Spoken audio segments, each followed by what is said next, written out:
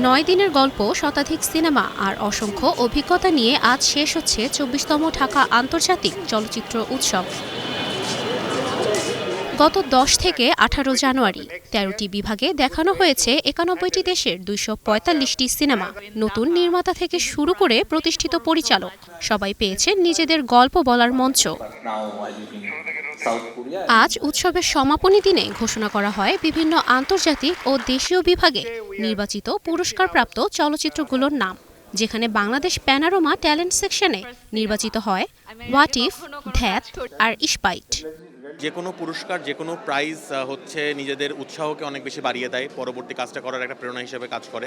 So obviously পরবর্তী কাজের আসলে অনেক বেশি প্রেরণা পেলাম এবং হোপফুলি এমন কাজই করব যেটা মানুষের ভালো লাগে, দর্শকের ভালো লাগে, সমাজের কথা বলে। আমি নিজে প্রত্যেকদিন লোকাল বাসে যাওয়া আসা করি, মানে আমার ফ্রেন্ডরা যাওয়া আসা করে, তাদের সাথে যে ইনসিডেন্টগুলি হয় যেটার জন্য মানে খুব বাজে একটা ফিলিংস দেয়, সেটা নিয়ে আমি কাজটা করতে চেয়েছি। আমি সবাইকে দেখাতে চেয়েছি এটা কেমন অনুভূতি দেয় একটা মেয়ের জন্য।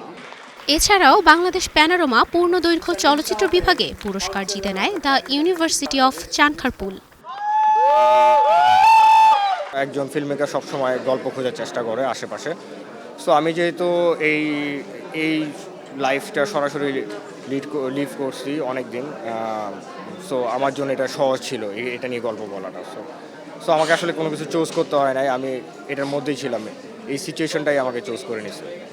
আন্তর্জাতিক অঙ্গনে বেস্ট ফিকশন ফিল্মে উঠে আসে দক্ষিণ কোরিয়ার cinema A vast algorithm of humanity the movie.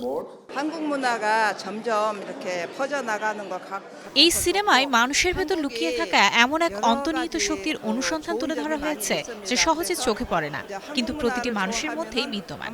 সে অদৃশ্য শক্তিকে উপলব্ধি করে জীবনে বাস্তবতায় কাজে লাগানোর পথই গল্পের মূল উপজীব্য। ৯ দিনের সিনেমার যাত্রা আজ শেষ হলেও গল্পগুলো থেকে যাবে দর্শকদের মনে। ২৪তম ঢাকা আন্তর্জাতিক চলচ্চিত্র উৎসবের পর্দা নামলেও শুরু হচ্ছে পরবর্তী আসরের অপেক্ষা। সংশ্লিষ্টদের আশা পরবর্তী আয়োজন হবে আরও বড় পরিসরে, জাঁকজমকভাবে। তুবাইশি বুশরা, স্টার নিউজ, ঢাকা।